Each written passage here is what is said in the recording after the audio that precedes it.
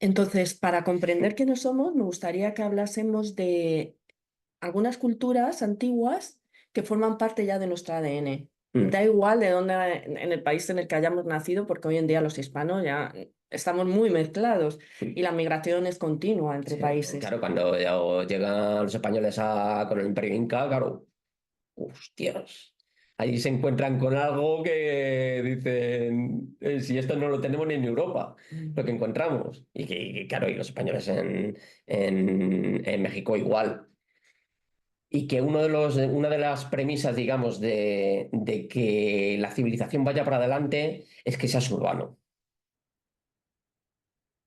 Entonces, claro, convirtieron, digamos, a Europa en un sitio, en un espacio urbano, conectado por calzadas y con ciudades. Sus iglesias, que son probablemente para mí las más bonitas de toda la península, con visigodas.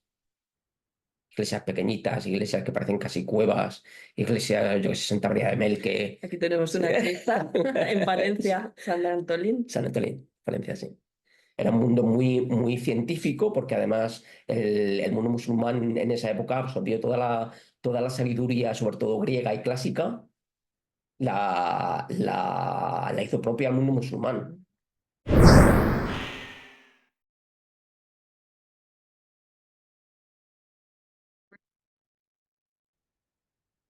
Hispanos, la historia es cíclica y el imperio anglosajón se acaba.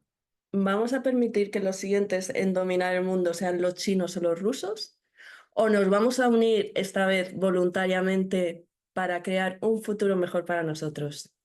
Hoy tenemos a un historiador heterodoxo, como él mismo se define, y experto en biblioteconomía, que no se conforma con la historia que detalla únicamente las fechas de los combates o las coronaciones, sino que busca la historia que explica por qué suceden los hechos, quién los promueve y a quién beneficia.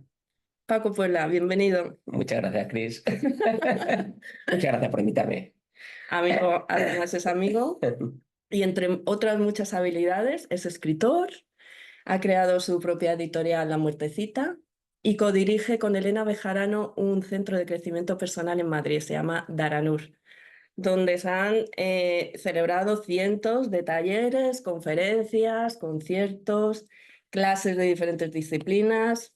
Bueno, dejaré información en la descripción del vídeo porque ahora le quiero exprimir todo el jugo como historiador. Exprime, exprime. Voy a exprimir. Paco, me gustaría empezar hablando de la hispanofobia, esa versión a España, a Hispanoamérica, a nuestra cultura y a nuestro idioma. Cuéntame o cuéntanos quién lo promovió y, y por qué piensas que lo hicieron. Yo no creo que sea tanto hispanofobia, sino que es que esto es una cuestión totalmente, como tú has dicho, cíclica. Entonces, el planeta se rige por imperios y los imperios se van sucediendo unos a otros. ¿Qué pasa con los siguientes que entran? O sea, que entran digamos, como imperio hegemónico. Pues que lógicamente a los anteriores, pues hay que dejarles bastante mal. Ujú.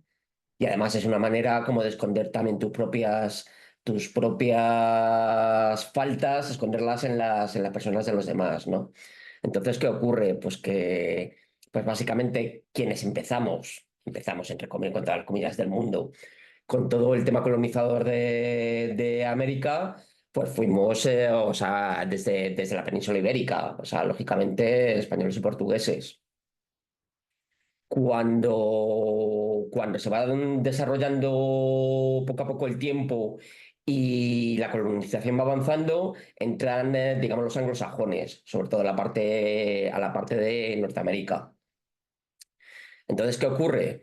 Que, como decía antes, o sea, los imperios se solapan y unos se van pisando a otros. Los anglosajones además siempre se han definido por un tipo de imperialismo también como muy curioso, muy curioso. Porque como el imperialismo español. que evidentemente que lo hay, o sea, porque ahora tacharnos digamos, a nosotros los españoles o los europeos españoles de buenos y tal, pues hombre, pues no, porque todo imperialismo tiene muchísimas connotaciones negativas, todos, sea el español, sea el anglosajón, sea el romano, sea el persa, o sea, cualquier tipo de imperialismo implica sufrimiento, muerte, dominio, o sea, muchísimas cosas que no son positivas.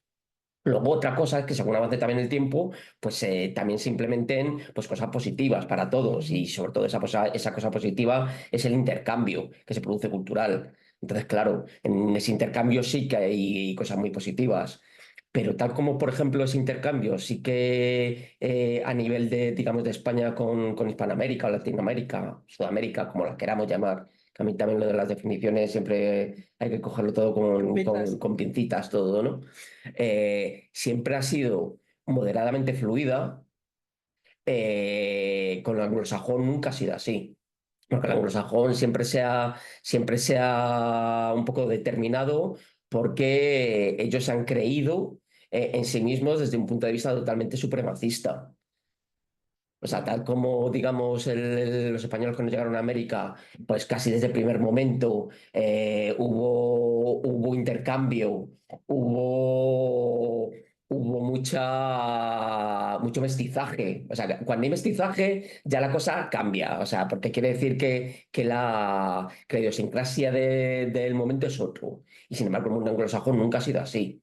Siempre ha sido nosotros vamos y vosotros vais a estar por abajo. Y ya veremos si dejamos subir un poquito. Y si están, porque se los cargaban también. Claro, o sea, el mundo anglosajón además ha sido muy genocida en ese sentido.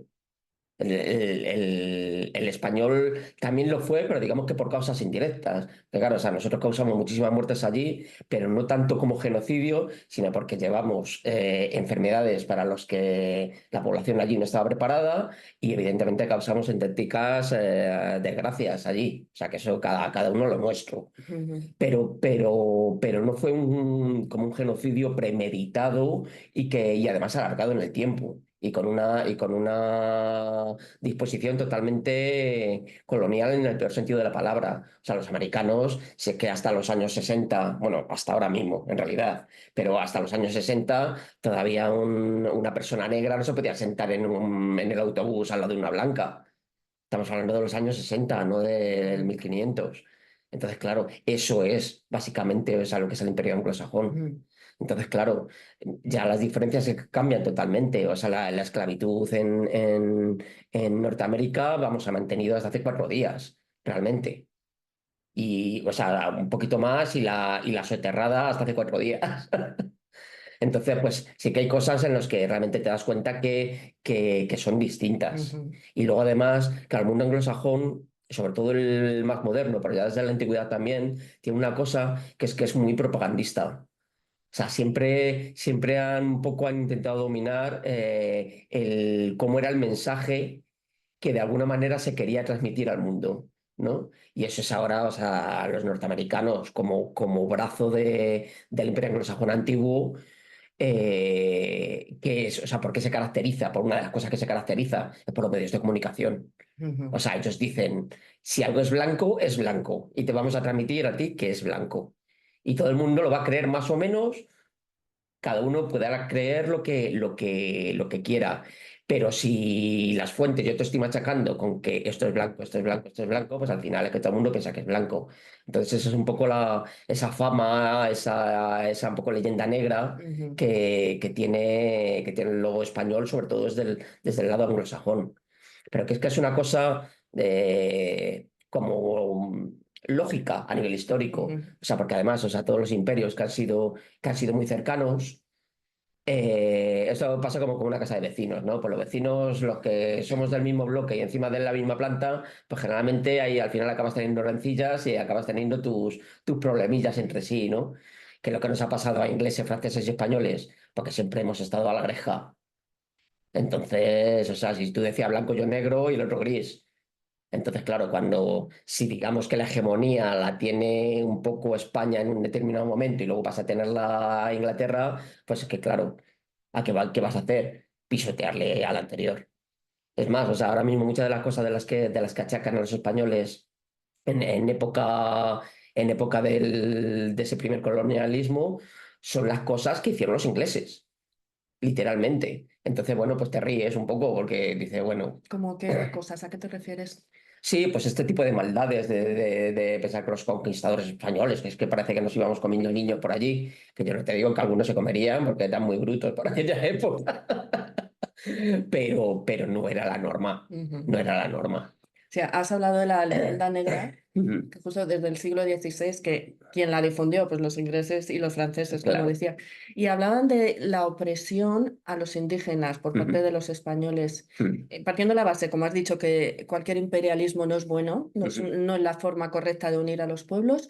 ¿Qué hay de cierto en esa leyenda de opresión a los indígenas? O sea, opresión siempre ha habido, siempre ha habido. Y el que diga que no la ha habido, o sea, Ujú, no, porque es que un pueblo conquistador es así. ujú, O sea, va a conseguir beneficios y tierras ujú, y va a intentar pisotear a los que habitan esas tierras sobre las que quiere dominar. O ujú, sea, esto es así.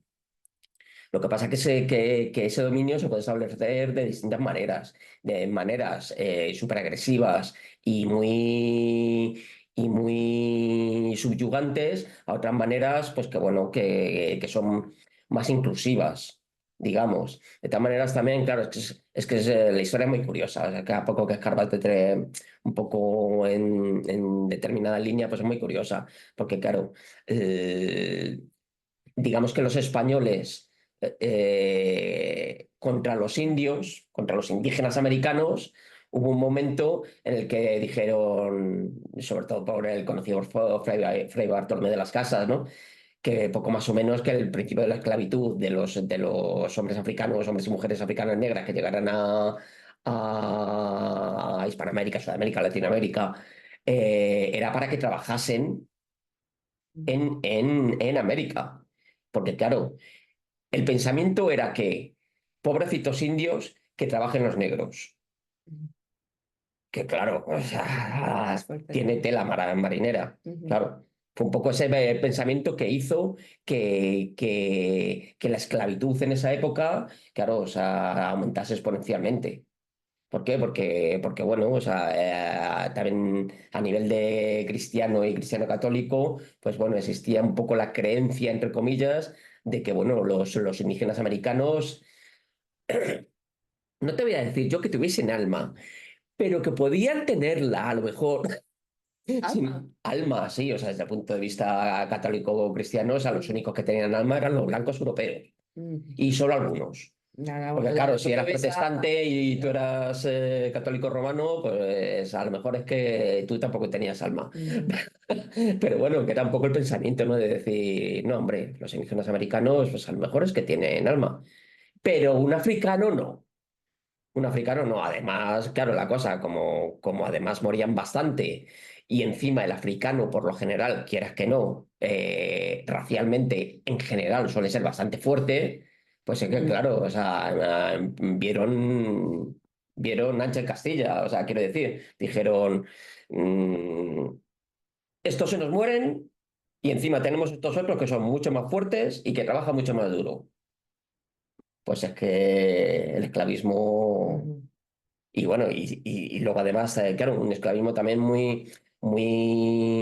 también muy curioso porque claro, o sea, de las cifras que hay, sobre todo hablando de esclavos durante el siglo XVI, XVII, hasta el XVIII por ahí, las cifras de esclavitud, con todo esto que acabo de decir, de africanos a América, las cifras de esclavismo español y portugués son mínimas. ujú, Eso que las hubo, pero son mínimas. Si las comparamos con las cifras de esclavitud que tuvieron pues desde Inglaterra, desde los Países Bajos, Holanda y desde Francia. ujú, O sea, ahí sí que se subió exponencialmente la esclavitud.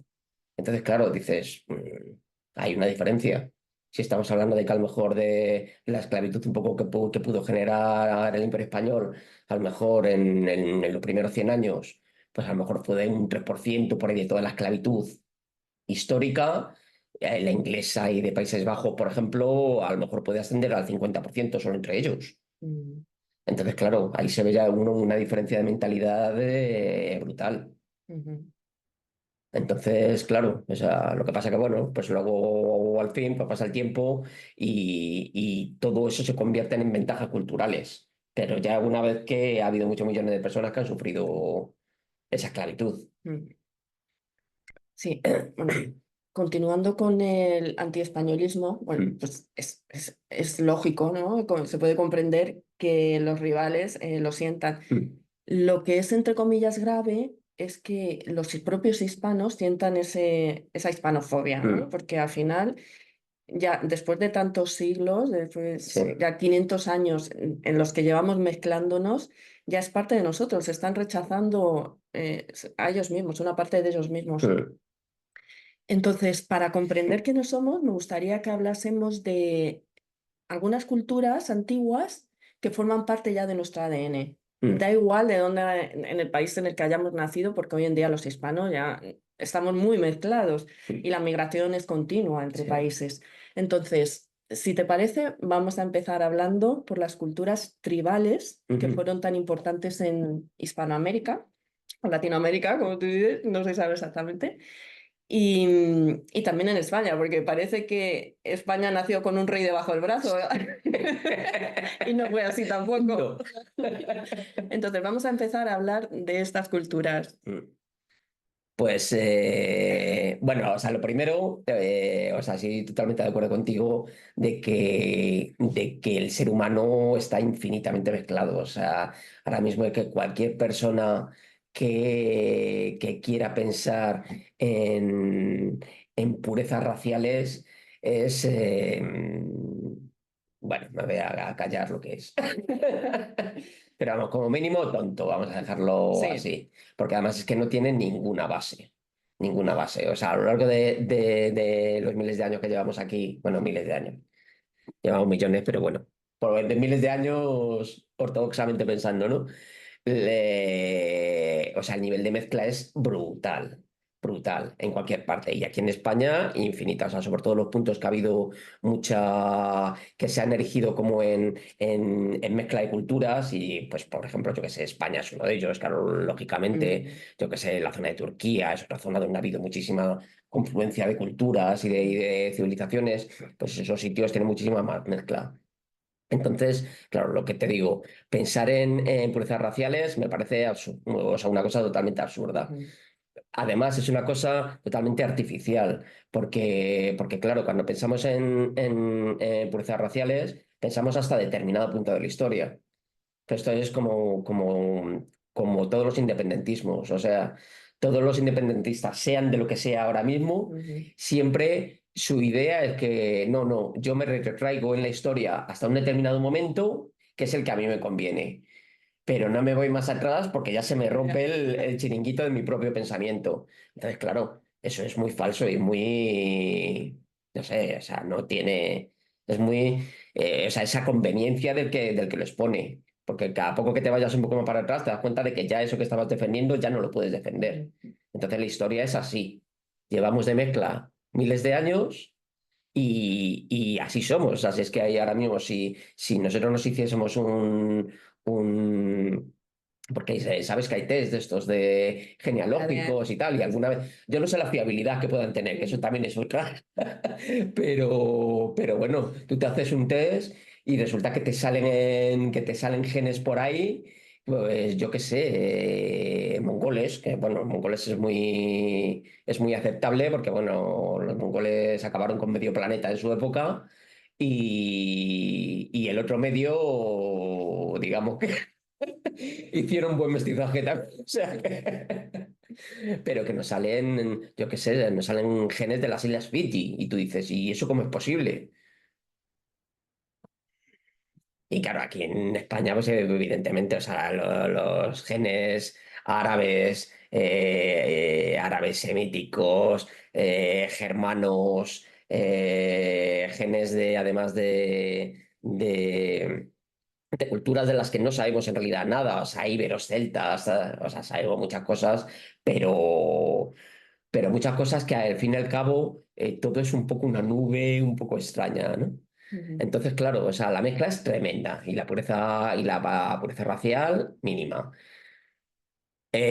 Hasta cierto punto, claro, mientras nosotros estábamos en Europa y estábamos más o menos contenidos en Europa, pues quizás, pues bueno, esa pureza, o sea, no pureza racial, esas escasas líneas de genéticas, pues a lo mejor eran menos. Pero claro, en el momento en que los europeos empiezan a ir hacia Oriente, hacia Extremo Oriente, hacia China, Ujú. empiezan a ir a América, claro, o sea, esas líneas genéticas se expanden de manera tremenda. Entonces, pues bueno, o sea, pureza racial, cero, Pero cero, cero. Luego, el otro que me has preguntado, perdona, era. ya tenía que volver a hacer. Es lo que tiene con confianza. Te preguntaba por esas culturas tribales, Ah, no sé, sí, mayas, sí, aztecas, y qué similitud tienen con los celtas que has sí, comentado, o los íberos, mm, porque también eran del mismo tipo, ¿no? sí, Eran tribales y pues espirituales, mm, guerreros, agricultores.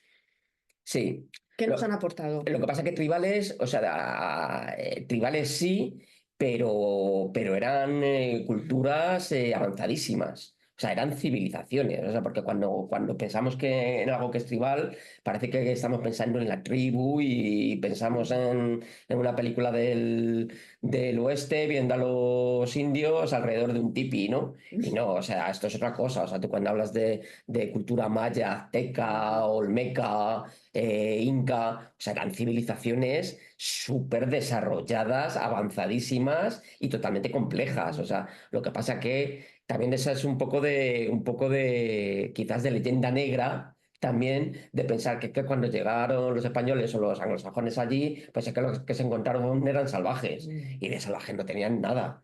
Tenían una civilización avanzadísima, Y avanzadísima. espiritualmente hablando, de pronto. Claro, porque es que realmente todas las civilizaciones tienen un desarrollo espiritual altísimo, todas, todas. Y además, primero, un desarrollo espiritual altísimo y además cada uno la suya o su propio desarrollo. Ujú. Pero además, más allá, es un desarrollo que además corre muy paralelo entre unas y otras. O sea, lo que quiere decir que al final, tú cuando estudias un poco de mitología de distintas culturas, da lo mismo prácticamente a cuál te refieras, porque al final los dioses siempre son los mismos. Ujú. Los cambian los nombres, los cambias un poco la apariencia, pero al final los dioses son los mismos. Entonces, claro, te das cuenta ahí de que hay algo general al ser humano planetario que son sus dioses. A pesar de que aquí parece ser que solo tenemos uno. Pero bueno, o sea, el monoteísmo no deja de ser nada más que la victoria de un dios sobre el resto. Pero no quiere decir que no haya más. Ujú. Llámese Yahvé, llámese Alá o llámese Jehová, ¿sabes? O simplemente Dios, ¿no? Pero entonces, o sea, la espiritualidad altísima, Ujú. altísima. ¿Qué ocurre? Que también, claro, en lo que pasa cuando llegan allí los europeos es que una de las cosas que llevan son las armas de fuego. Y esto básicamente es que cambian las reglas de juego de todo. Ujú. Porque pasas a poder matar con muchísima facilidad. Es como si, claro, ahora vamos a Nueva Papúa, que todavía están cazando con cerbatana, y vas tú allí con un fusil de asalto de estos de la guerra de Ucrania, ¿no? Entonces dices, hombre, es que no hay color. Entonces, claro, o sea, las armas es que cambian las reglas de juego de todo. Entonces pasan a que lo que hay allí es inferior y todo se convierte en inferior. Tus dioses se convierten en inferiores y yo te lo voy a sustituir por el mío, porque además es que la obsesión de siempre de Europa respecto a los pueblos colonizados siempre ha sido la de convertir, Ujú. que eso generalmente no ha solido pasar en otros ámbitos, ¿no? O sea, nosotros cuando digo nosotros, hablo del europeo con ganas de colonizar África o América o donde sea, ¿no? Siempre la idea de querer convertir. Ujú. Pero déjalos. O sea, si ellos están creyendo en sus dioses, déjalos. Otra cosa es que tú vayas allí con la idea de expoliarlos y de llevarte su oro y de llevarte que vale. Tampoco, pero bueno, si es necesario, pues te le compro esa idea. Pero hombre. Ya. claro. Que es un poco mentalidades. Claro, cuando llegan los españoles con el Imperio Inca, claro, hostias. Ahí se encuentran con algo que dicen, si esto no lo tenemos ni en Europa, lo que Ujú. encontramos. Claro, y los españoles en México igual. Lo que ocurre que también parte de esa leyenda, pues eso, es decir, que lo que se encontraron allí era gente salvaje, que todavía andaba subiéndose por lianas en la selva de México. Claro.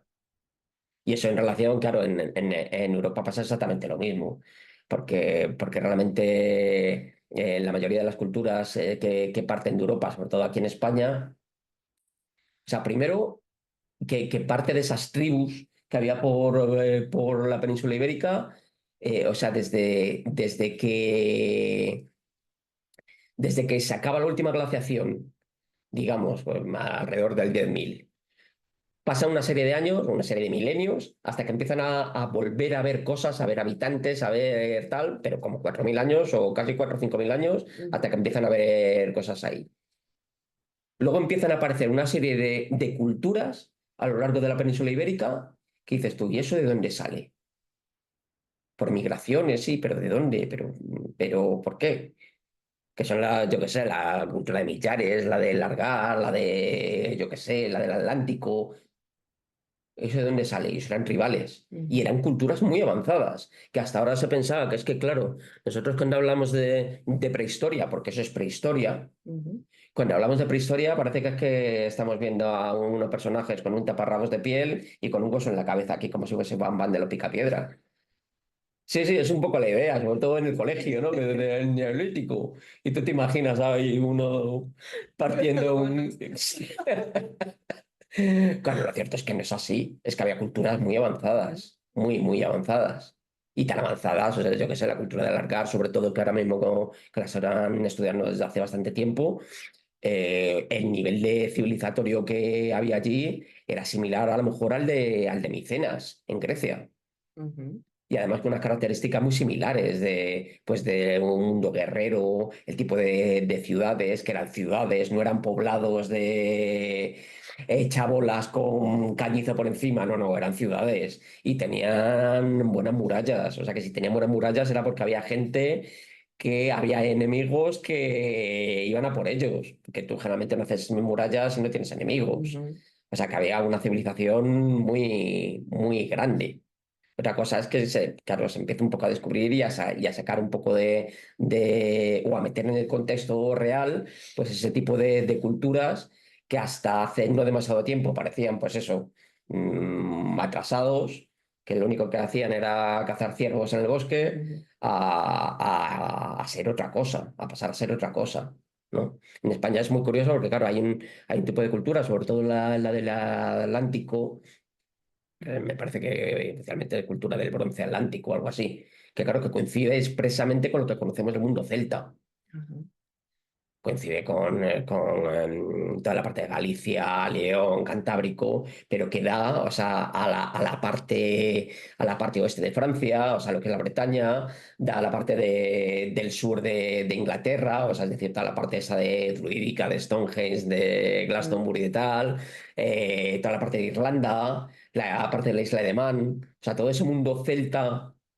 Claro, hasta ahora nos han intentado, digamos, convencer, entre comillas, que a lo mejor puede que sea así, porque yo evidentemente no soy arqueólogo y no tengo un conocimiento de primera mano, pero claro, cuando te dicen que el mundo celta, que es que procede de la cultura de Hallstatt en Suiza y que luego se expandió y se vino, pues hombre, No es pues, muy creíble. pues a lo mejor no. Ujú. Ya, joder, había gente, yo que sé, con el famoso Juan García Atienza. ¿Le conoces? Bueno, fue un periodista, un escritor después de los 70, 80, 90, ya murió, que él defendía, digamos, de una manera creíble esa idea de esa cultura atlante, llámala como quieras, pero de algo que existiese y que diese y que ejerciese como de centro a partir del cual hubo una colonización previa, una colonización en todo el oeste de Europa y también en América. Ujú. Claro. ¿Probado? No. Claro, aquí entramos en temas ya de la Atlántida y tal, y ya empiezan. Pero bueno, que una pequeña base sí que puede tener, claro. Ujú. Sí, Eh, seguramente. Claro, claro. Y él lo defendía, bueno, él era un viajero de esos tremendos de los que por etimología bueno, te hace auténticas maravillas. Ujú. Sí, sí, tiene muchos libros. Era un personaje muy, muy increíble para Ujú. la época. Para la época, era de la época de Gimne del Oso y Ajá. de. Sí. Y bueno, pues sí. Continuemos. Sí. Continuemos. Vamos a hablar de algunos imperios que invadieron España también. Paco, vamos a empezar hablando por el imperio que además nos regaló el nombre de Hispania. Hablo del Imperio Romano. ¿En qué época invadieron España y qué nos aportaron de valor? Mm, buena pregunta. Sí. Bueno, primero el nombre de Hispania es romano, pero digamos que el nombre, el primer nombre que es similar al de Hispania es España, que viene del fenicio. Ajá. O sea que no es ni Los tan siquiera fenicios. romano. O sea, empezando por ahí. Los fenicios, como pues bueno, hicieron tratos mercantiles con todo el Mediterráneo, pues Mm, llegaron a España, ¿no? Y ellos hablaban de esta península como de España. ujú. España, que yo me parece que la traducción era algo así como tierra de conejos. Debía de ser porque por entonces hubiese muchos conejos, supongo, quiero pensar. Pero Oye, vamos, es Fenicia, Fenicia. es Fenicia. Y Fenicia, ahora que los has mencionado, fueron también los que inventaron el alfabeto, que luego se lo modificaron los romanos y los griegos hasta la actual. Es que los temas del alfabeto son hipercomplejos, Ujú, porque bueno, aquí mucho antes de que llegasen los fenicios, digamos que los dos pueblos grandes que estaban en la península desde mucho antes eran celtas y íberos. Bueno, ujú, antes de ellos ya hubo culturas previas, yo que sé, la tartésica, la talayótica en las Baleares, o sea, y hubo culturas en la misma península, ¿no? Y tal como los celtas no tenían escritura, al menos que se sepa, o sea, ujú, era una cultura de carácter oral, o sea, que todo su sabiduría, todo su fondo sapiencial era oral, lo cual es curioso también porque los druidas, todo lo que enseñaban era oral. No había, por eso es tan nebulosa esa cultura, ¿no? Porque no hay nada escrito. Y lo poco que hay escrito es escrito a través de los romanos, que claro que fueron sus enemigos. Entonces, pues pasa un poco como anglosajones y hispanos, o sea, que ya los romanos contaron lo que quisieron. ujú, Y luego encima, si además el que lo cuenta era pues un pequeño mentirosillo, que sobre todo fue Tácito el que contó todas las cosas de los celtas y de los druidas, sobre todo en las Islas Británicas, ¿no? ujú, Un personaje que ni tan siquiera estuvo en las Islas Británicas, ¿no? O sea, que simplemente estaba casado con un general ujú,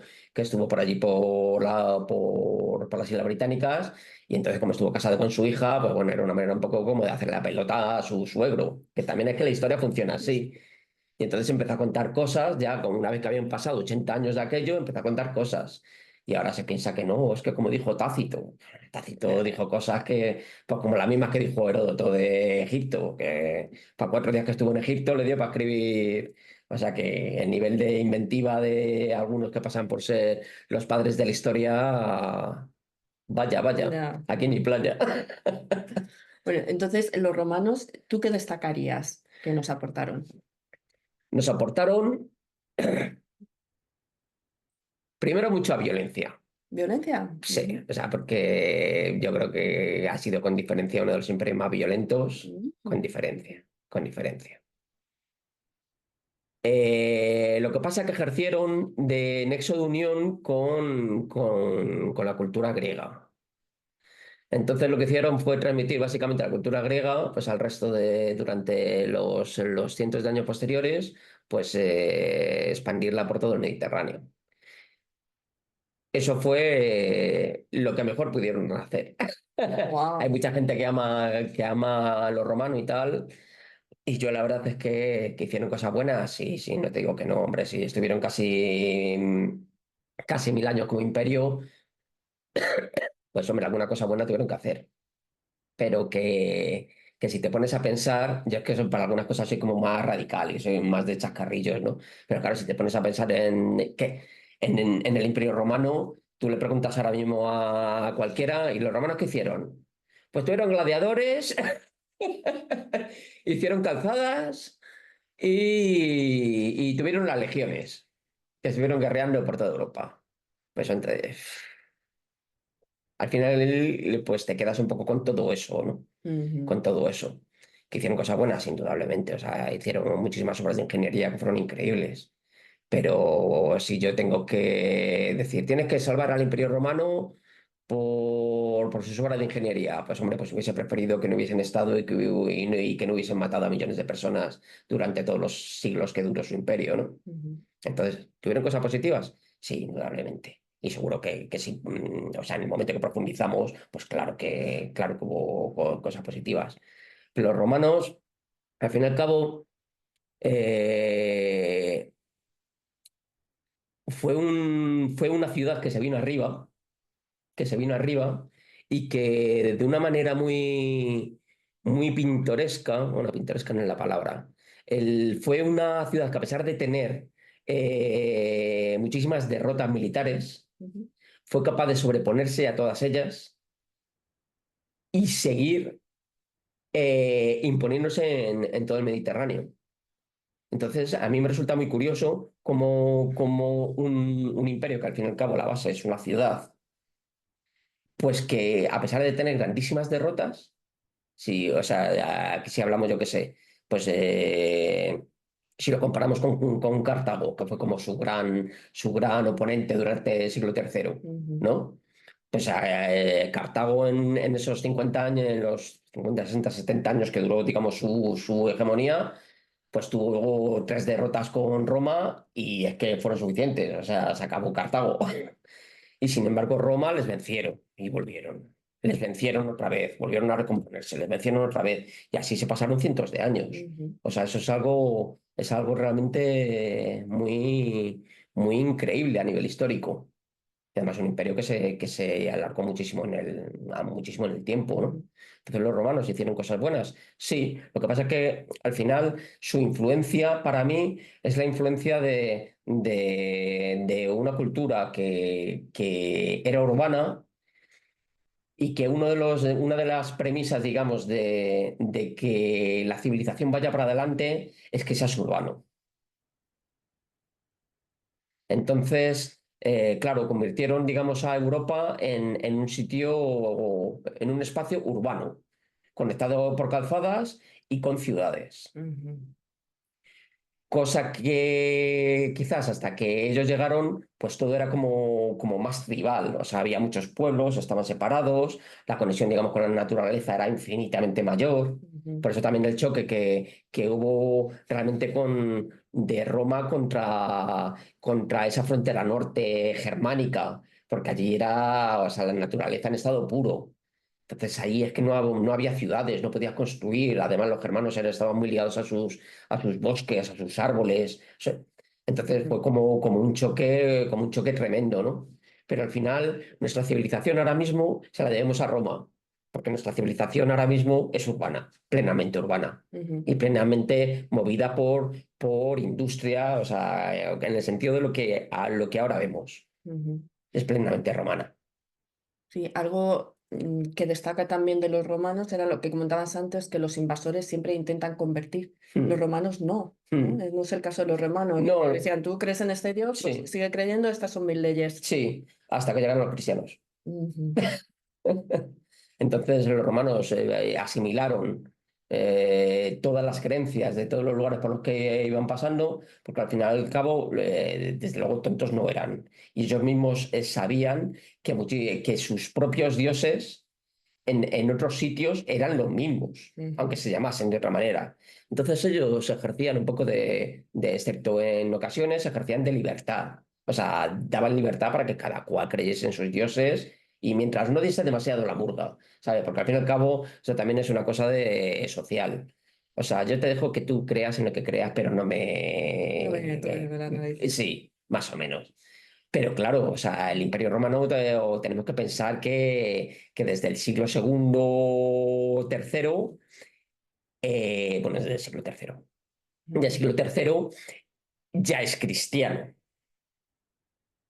ujú, Entonces, eso que conocemos como Imperio Romano también fue muy cristiano y a partir de que empezó a ser cristiano, ya el resto de creencias no es que pasasen a segundo plano, sino que pasaron a estar proscritas. ujú, O sea, todo tipo de creencia, fuese creencia de Extremo Oriente, de origen egipcio, sirio, tracio, griego, las antiguas griegas, daba lo mismo. Y ya no solo eso, sino que además esas creencias tenían que coincidir con lo que se decía en Roma. O sea, no valía con que tú fueses cristiano. Tú podías ser cristiano, pero si eras arriano, como pasó con los visigodos al principio, eras un mal bicho. ujú. Entonces, cristiano, pero no, tiene que ser católico. Entonces, sí que el mundo cristiano trajo esa incapacidad para respetar cualquier tipo de creencia espiritual que hubiese previa a ti. Entonces, pues bueno, o sea, el mundo romano sí, tuvo cosas buenas, sí, pero bueno, para mí ha habido otras culturas como mucho más interesantes, quizá menos determinantes, pero sí mucho más interesantes. Ujú. Mm. Vamos a hablar de la siguiente invasión. Y los siguientes invasores fueron los pueblos germánicos. Ujú. Entonces, a mí me gustaría que nos centrásemos en los visigodos, que además tuvieron mucho que ver, jugaron un papel importante en la caída del Imperio Romano. Pero yo sé que a ti te gustan mucho los suevos, los alanos y los vándalos, porque están casi olvidados. Sí. Entonces, si quieres comentar algo de ellos también, fenomenal. ¿Qué nos aportaron? O sea, primero me gustan mucho esas invasiones germánicas, porque generalmente son las típicas cosas que nos enseñan en el colegio, pero que lo único que conocemos de ella es el nombre. Ujú. Dices, ¿quiénes eran? Suevos, vándalos y alanos. La aprendimos de Ya. pequeñitos. Y sí, pero ¿quiénes eran? Suevos, vándalos y alanos. No sabemos realmente nada más, ¿no? Y realmente sí que tuvieron mucha influencia. O sea, el Imperio Romano en su época final, pues como pasa con todos los imperios, porque esto es cíclico, o sea, Ujú. tiene una época de crecimiento, una época de auge y de que todo es maravilloso y de que todos son victorias y todo, y luego tiene una época de desintegración. Entonces, igual que el Imperio Romano tuvo unos cuantos siglos de llegar hasta un punto muy aceptable, pues también tuvieron unos cuantos siglos de decadencia, de generación y de que se fue aquello yendo al carajo, Mm. ¿no? Entonces, en esos siglos finales del Imperio Romano empiezan a aparecer una serie de pueblos, sobre todo por el norte de Europa, que ellos vivían allí pues un poco fuera de las fronteras del imperio, de las fronteras del imperio. Pero en un momento dado, pues quienes aparecen son los hunos. Entonces, que los hunos venían un poco, tampoco se sabe muy bien exactamente dónde, pero bueno, ya se los empieza a conocer en las estepas rusas, bueno, y toda la zona del este de Europa. Entonces, ¿qué pasa? Muchas veces también en las películas tú piensas en los hunos y tal, que eran unos salvajes, que si Atila, que si por donde pasaba no volvía a crecer la hierba y tal. Ya, pero es que el Imperio Uno fue realmente tan grande como el Imperio Romano. O sea, lo que consiguieron en muy poco tiempo territorialmente fue tan grande como el Imperio Romano, en muy poquitos años. Ujú. Entonces tuvieron una invasión, un ejército brutal. ¿Qué pasa? Que cuando ellos llegaron desde el este, lo que hicieron fue que todos esos pueblos que había por el centro de Europa, pues fueron para lo contrario, porque a pesar de que todos ellos eran guerreros, pues no había color. O sea, el ejército uno era brutal. Entonces, dentro de esos pueblos que andaban por Europa, pues estaban esos vándalos y esos suevos. Los vándalos me parece que venían de la zona de Polonia.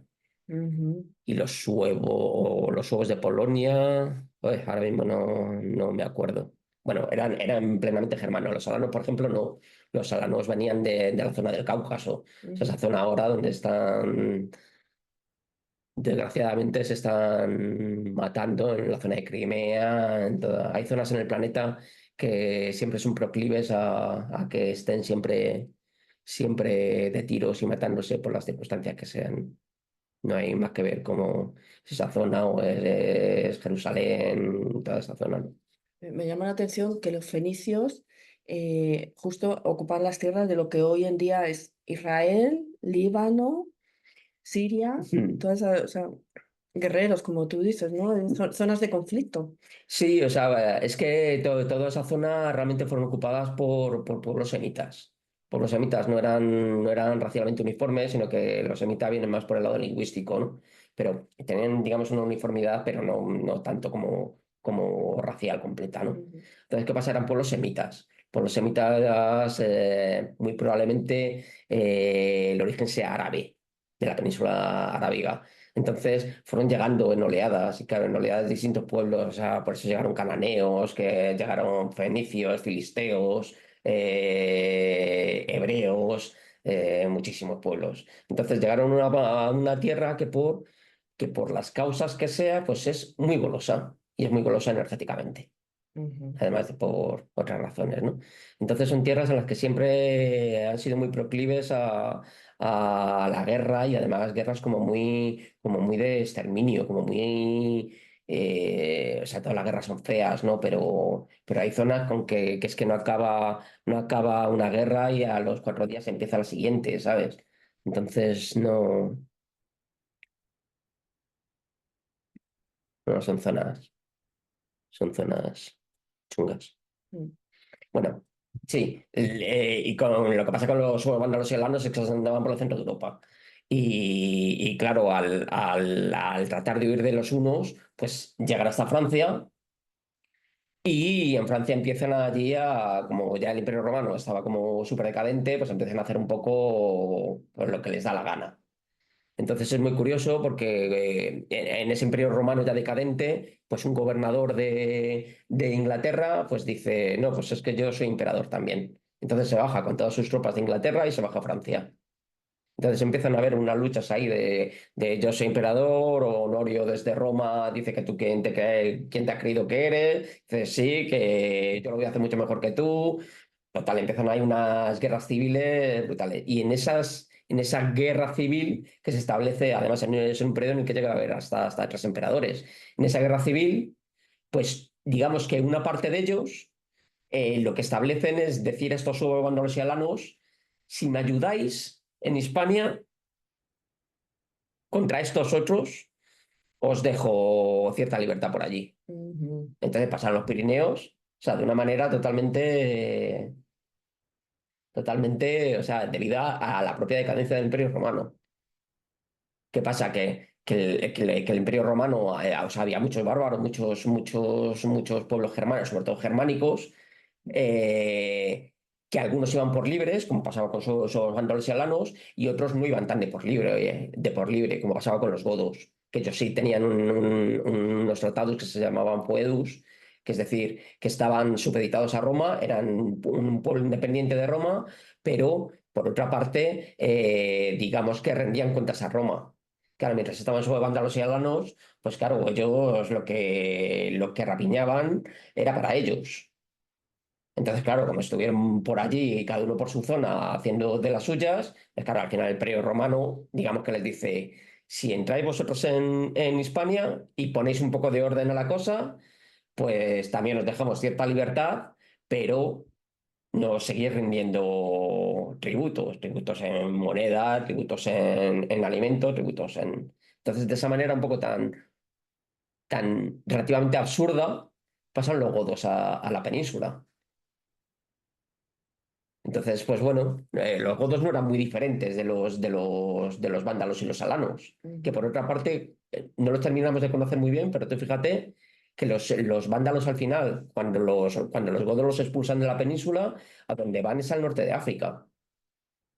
Y ujú, siendo un pueblo que aquí prácticamente nadie sabría decir quiénes eran los vándalos, pues resulta que conquistan lo que era la antigua Cartago, ujú, y ellos mismos hacen un imperio en el norte de África brutal.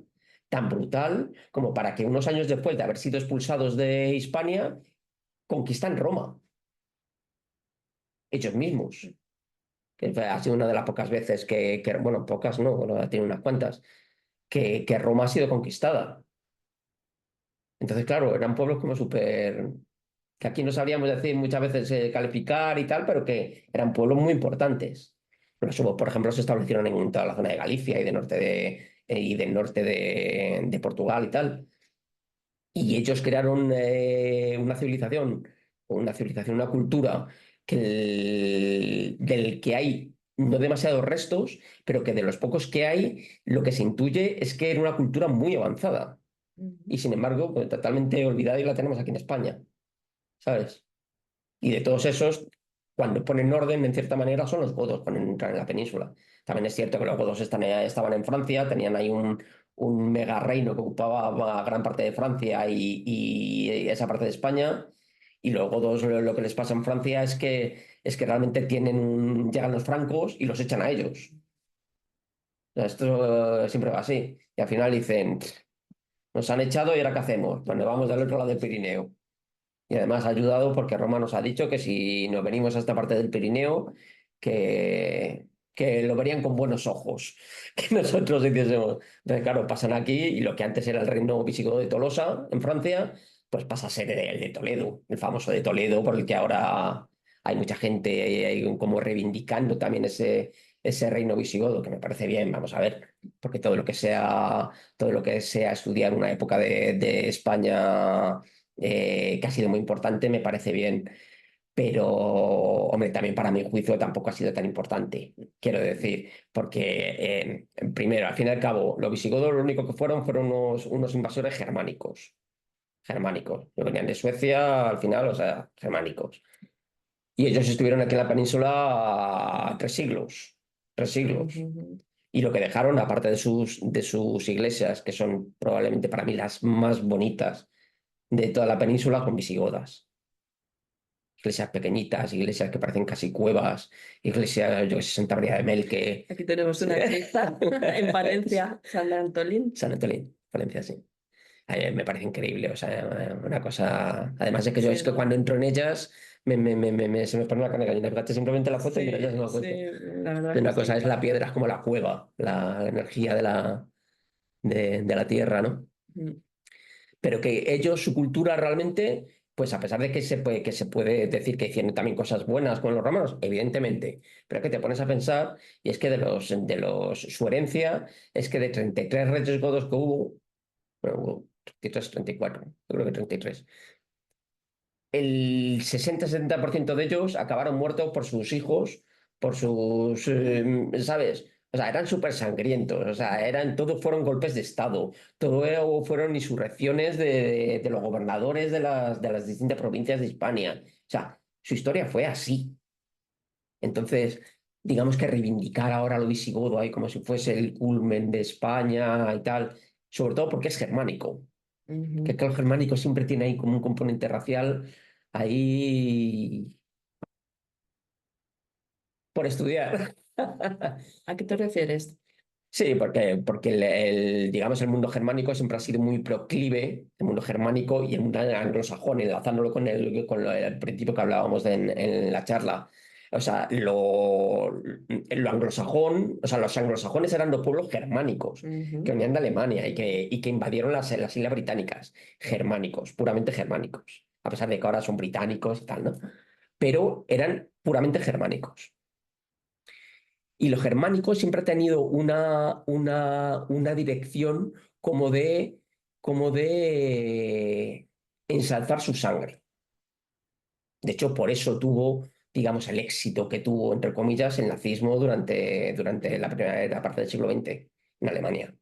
Porque es que está en los genes. Y no solo el nazismo en Alemania, o sea, que la Inglaterra de principio del siglo, de finales del siglo XIX, principios del siglo XX, era tan racista, tan supremacista, tan aria como era la Alemania nazi. Ujú. Igual. Lo que pasa es que luego la guerra, pues la geopolítica determina que te posiciones en dos puntos distintos y que al final te conviertas en enemigos. Pero en realidad estaban defendiendo prácticamente lo mismo, por lo menos sus líderes. Otra cosa es que la gente de abajo, pues bueno, los que estamos abajo Ujú. siempre Vamos un poco según nos va viniendo el aire del ventilador, ¿no? Pero los líderes defendían prácticamente lo mismo. Y esa especie de supremacismo del hombre blanco, caucásico, europeo, occidental, es el mismo que tenían los americanos a principios del siglo XX, el mismo. Ese mismo colonial de los esclavos en las plantaciones, el mismo del segregacionismo, el mismo de los primeros, las primeras iniciativas de eugenesia que ha habido en el mundo fueron americanas, no fueron nazis, de tratar de esterilizar a gentes que, pues pues bueno, a retrasados mentales por la época o a negros, fueron americanas. O sea, que no estaban muy lejos unos de otros. Lo que pasa es que luego, pues la guerra te posiciona en distintos puntos, ¿no? Entonces los germanos siempre han tenido un poco ahí esa cosa. Y esta, que a lo mejor ahora se me van a echar encima, ¿no? Pero esta cosa un poco de reivindicación de lo visigodo también me parece un poco que va digamos, en una línea parecida. En una línea parecida. Que el visigodo al fin y al cabo es germánico, pero es lo que decía. Si los visigodos estuvieron aquí 3 siglos, sí. Ya, pero los árabes estuvieron aquí 7 siglos. Y sin embargo, nadie reivindica lo árabe. ¿Por qué? Porque lo árabe está como muy mal visto. Ahora mismo parece que es ese choque de culturas de lo cristiano contra lo árabe, ¿no? Hombre, nosotros la influencia árabe es infinitamente mayor que la visigoda. Sobre todo si los visigodos al fin y al cabo tampoco se mezclaron. Pasaba como los anglosajones en Norteamérica. Ajá. Tampoco se mezclaron demasiado. Ellos no eran demasiado. Cuando cruzaron la frontera tampoco eran demasiados. O sea, debían de ser, no sé, alrededor de 200.000 o por ahí, en una población a lo mejor de 5 millones o de 6 millones. O sea, eran muchos, pero no, ellos estaban a lo suyo. Entonces, y tampoco se mezclaron demasiado. Sin embargo, los árabes aquí en la península sí hubo mucha mezcla. Y esa va a ser la última invasión de la que hablemos. Paco, entonces los musulmanes aprovecharon que los visigodos estaban divididos e invadieron la península ibérica. ¿Fue así?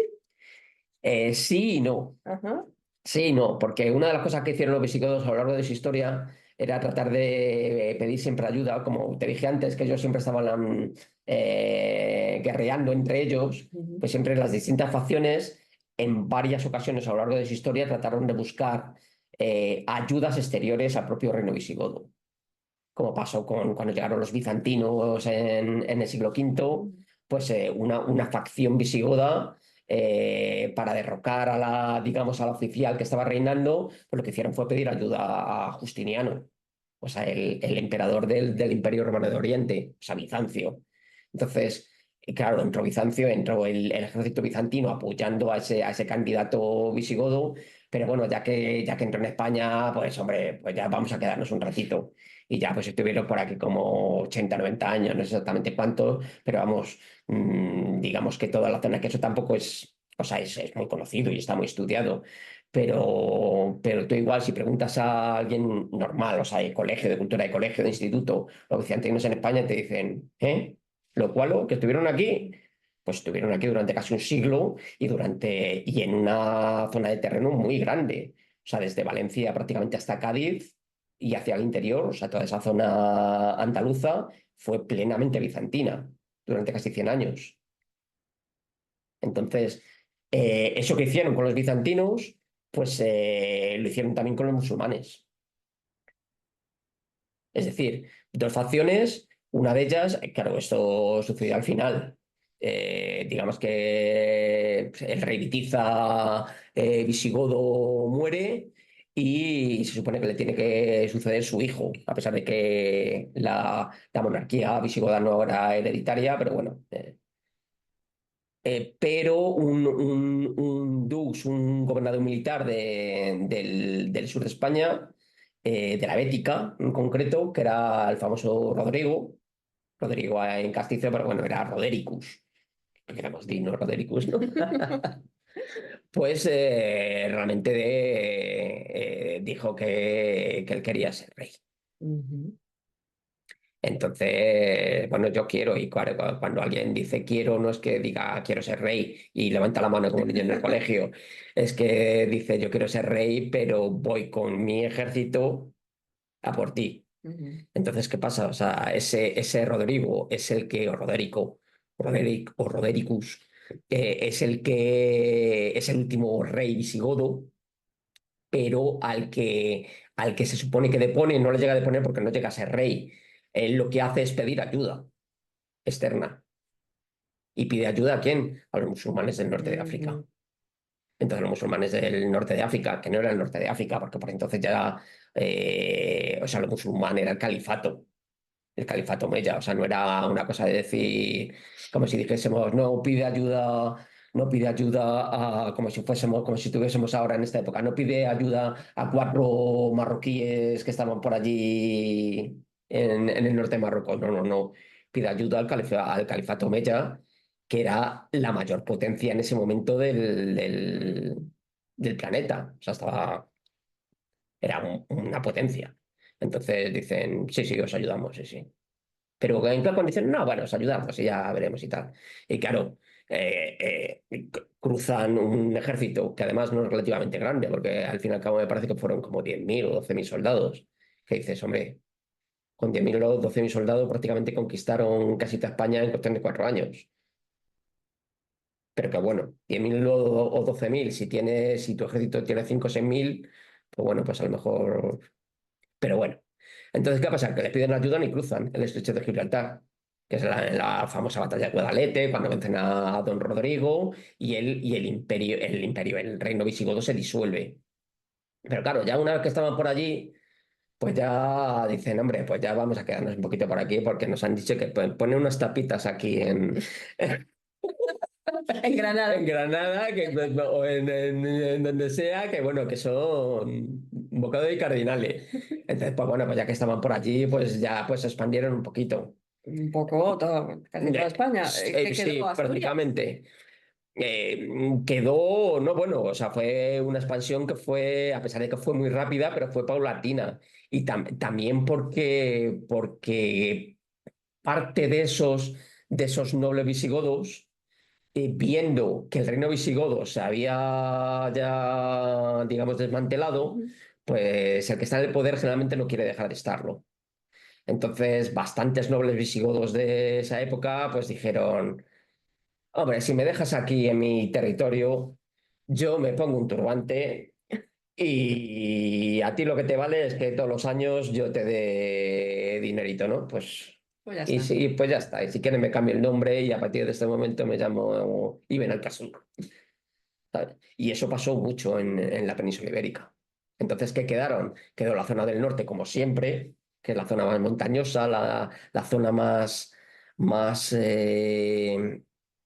difícil de conquistar, porque claro, o sea, tú vas a Andalucía, vas a Castilla y, hombre, hay montañas enormes, ¿no? Pero, hombre, Castilla es famosa por lo de ancha es Castilla, ¿no? O sea, que es que tú te pones aquí y ves Salamanca casi. Entonces, claro, era una zona, digamos, fácil de conquistar Ujú. si los que tenías enfrente no tenían ya demasiado poder militar. ¿Y qué pasa? Que en el norte, pues claro, todo montañas, desfiladeros, ya y había que currárselo mucho para Ujú. conquistarlo. Entonces, realmente esos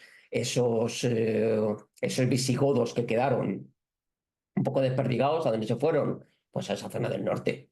Pero que cuando llegaron al norte, los mismos que vivían por allí, pues prácticamente lo que les tuvieron que decir es, ¿pero dónde vais? ¿Pero vosotros quiénes sois?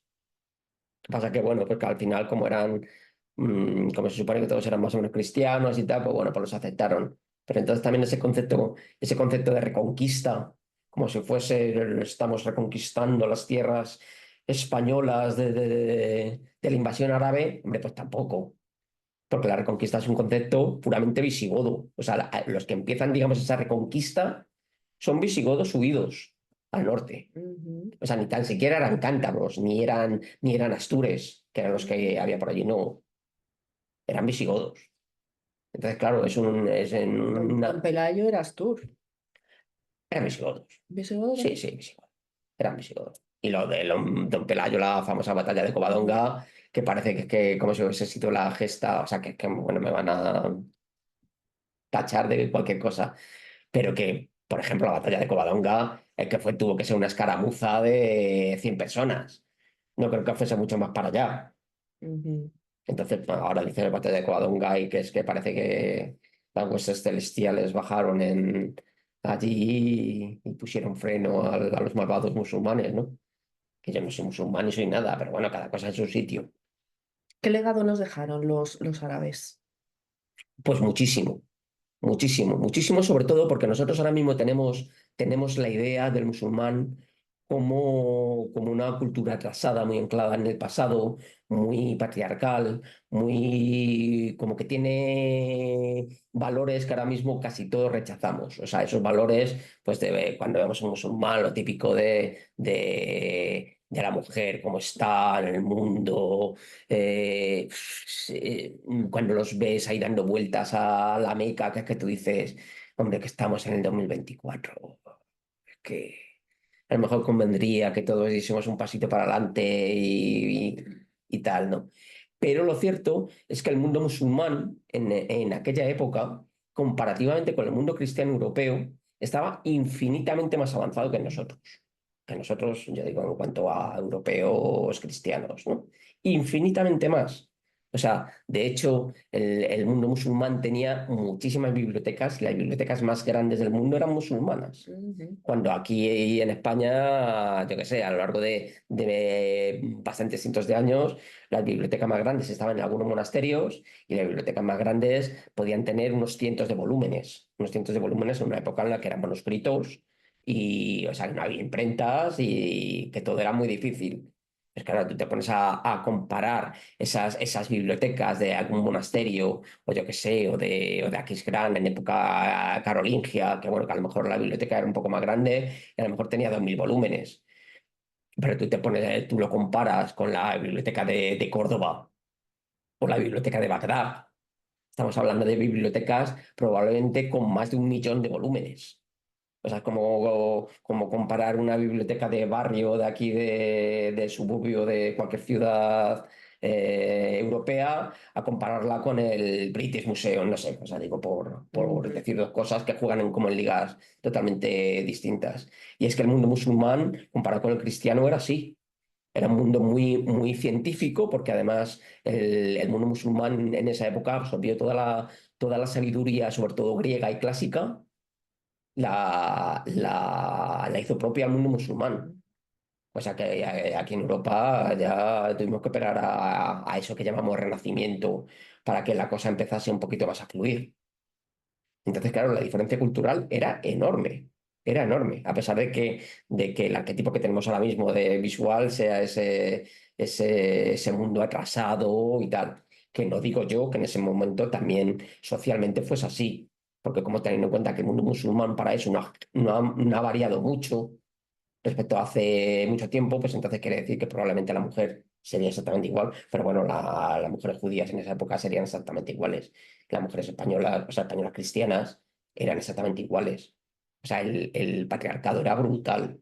Ahora, digamos que nos quejamos, o sea, nos quejamos, vemos como que buscando esa igualdad, que por supuesto, pero que es que en el pasado esa igualdad, o sea, era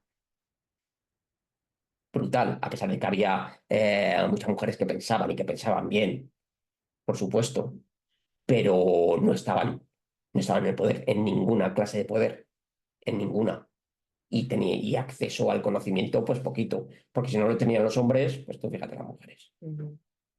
Entonces el mundo musulmán, o sea, nos ha legado muchísimo, muchísimo. Y para España muchísimo, porque claro, sobre todo temas además fundamentales, o sea, todos los temas de regadío y tal, que parece una tontería, pero en una península como la Ibérica, donde parte del territorio, gran parte del territorio, todo lo que es Andalucía, es bastante seco. Pues si no hubiese habido regadío, ahí no hubiese habido prácticamente ni civilización. Ujú. Y aparte cultura, o sea, la cultura tremenda, la musulmana. Entonces nos han legado muchísimo. Otra cosa es que ahora, pues bueno, pensemos que no, o queramos un poco dejarla un poquito de lado, porque no es para pensar en términos musulmanes y cristianos, pues parece que Europa tiene que ser cristiana. Entonces, todo lo que no sea cristiano, cristiano porque, y además romano, claro. Ujú. Entonces, pues bueno. Y no será también, volviendo al imperio anglosajón, el que se ha encargado de que el mundo musulmán retroceda, porque, como dices antes, era bastante más avanzado. Hombre, algo puede que haya influido, pero sobre todo yo creo que es algo más de los últimos 100 años o 150 años, que sobre todo cuando digamos, el Imperio anglosajón ha tenido muchísima más fuerza, porque realmente ellos, sobre todo desde finales del 19 hasta después de la Segunda Guerra Mundial, pues realmente han hecho y deshecho un poco con todo lo que había tanto en Europa como en Oriente Próximo y Medio, a base de protectorados y a base de, o sea, toda la historia, la famosa historia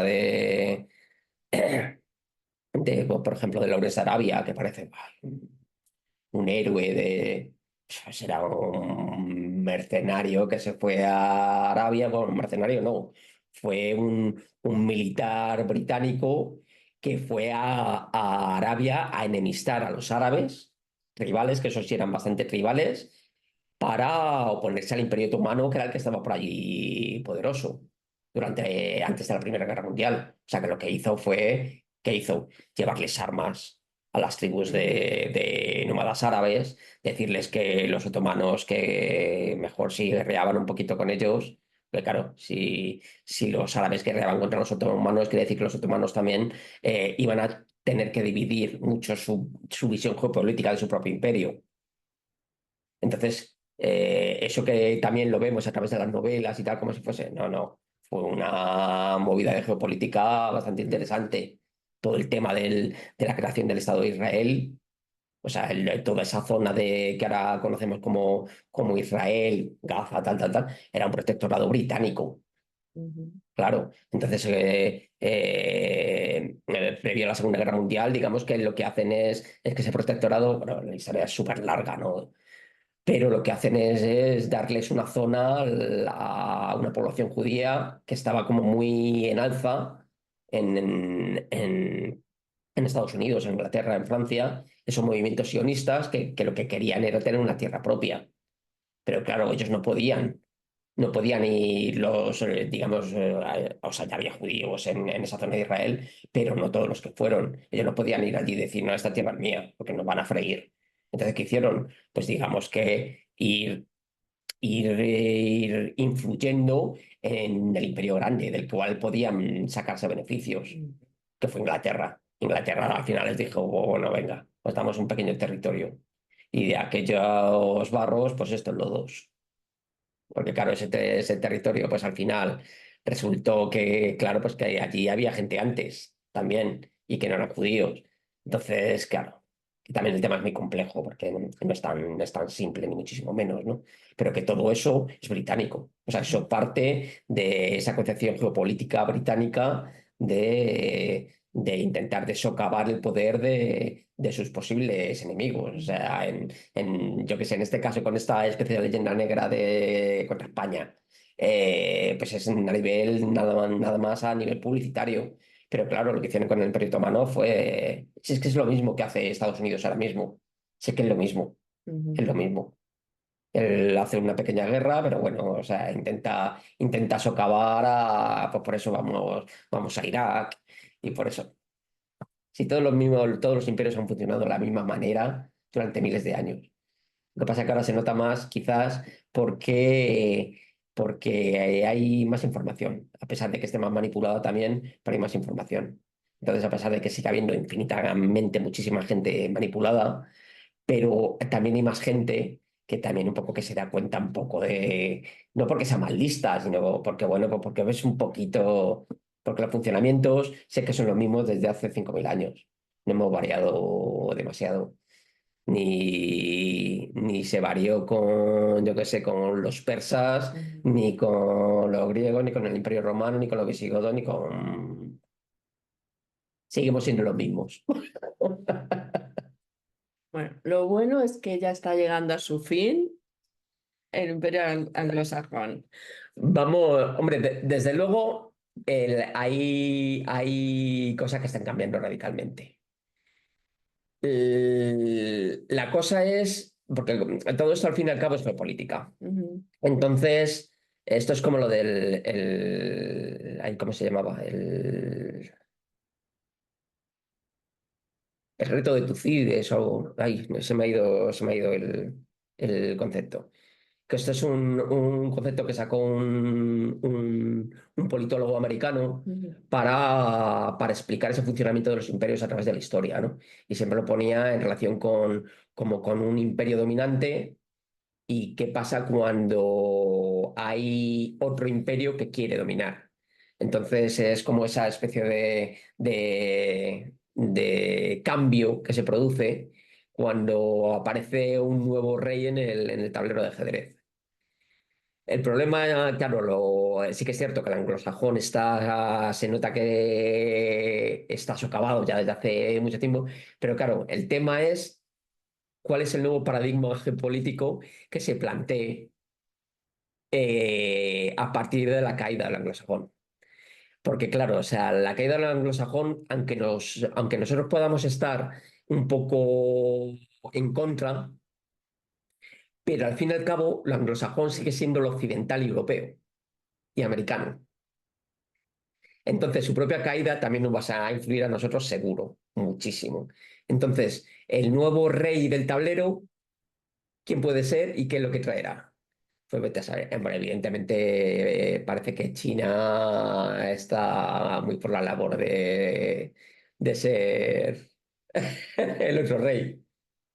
¿Qué te hará China? Pues bueno, pues ya veremos. Si lo llegamos a ver, que también a veces los movimientos de estos geopolíticos son muy rápidos y las caídas son súper rápidas y otras veces son muy largos.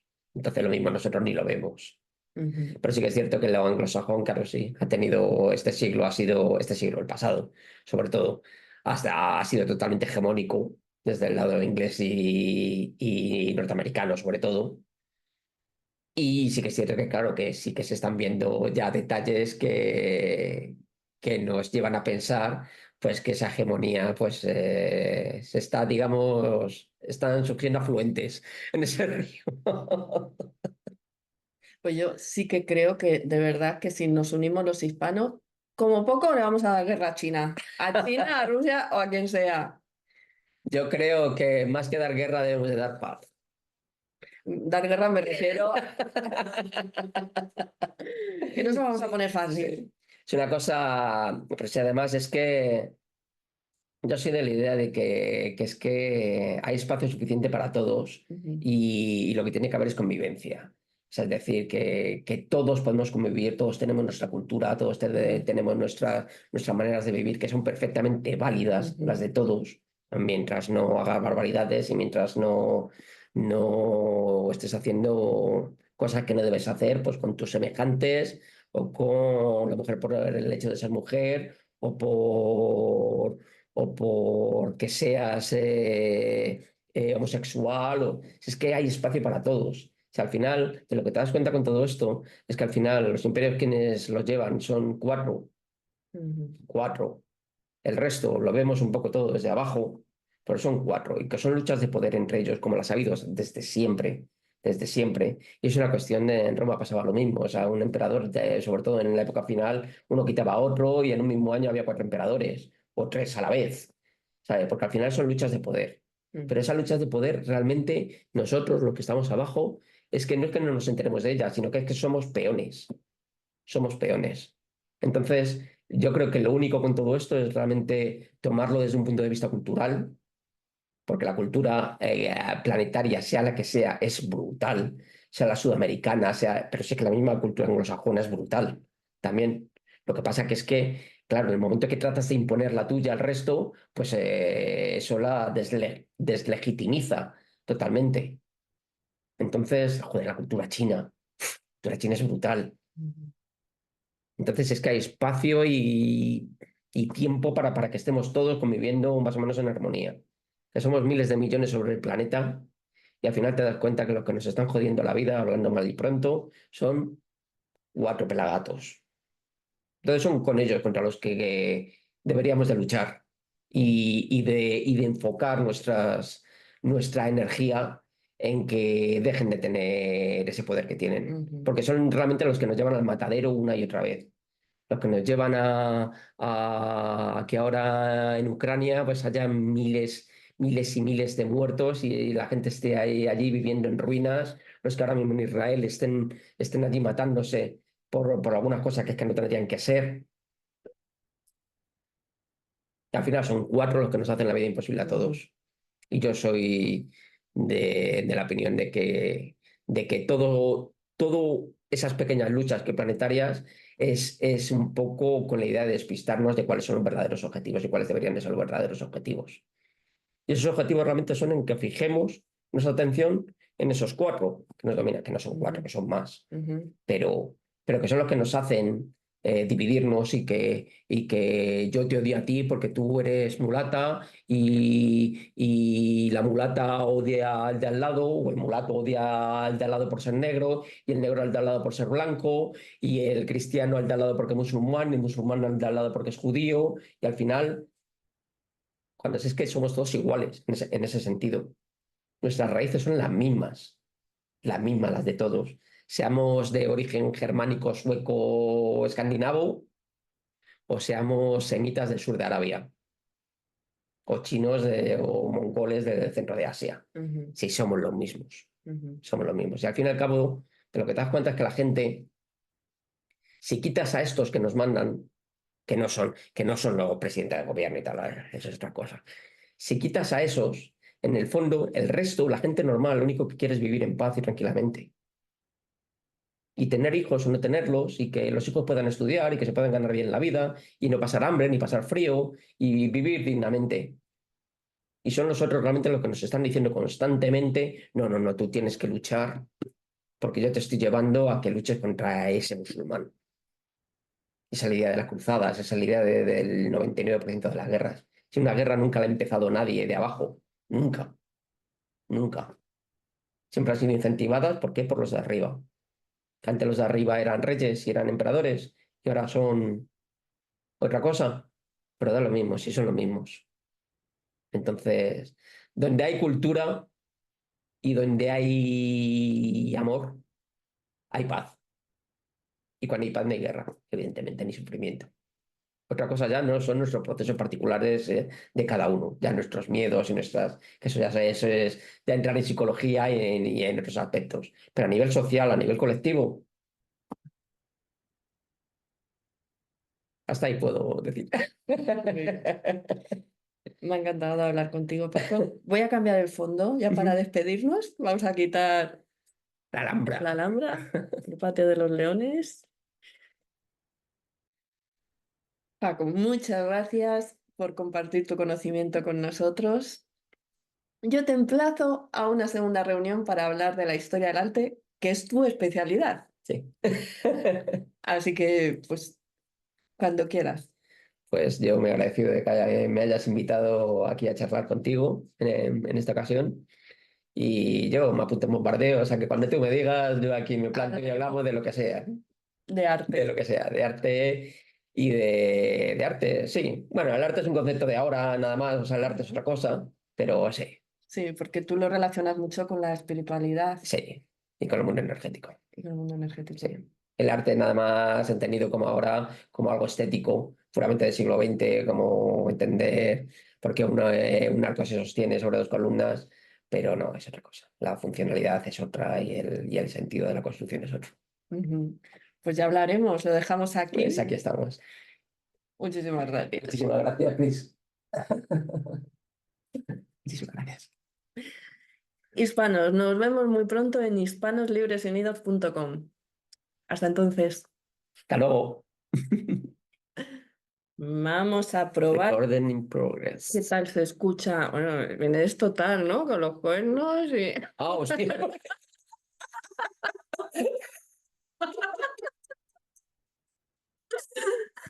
Machu Picchu, Machu Picchu. Machipuchi.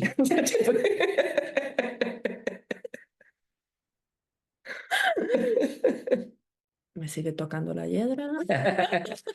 Poison Ivy. Aquí van a salir muchas tomas falsas. Ay.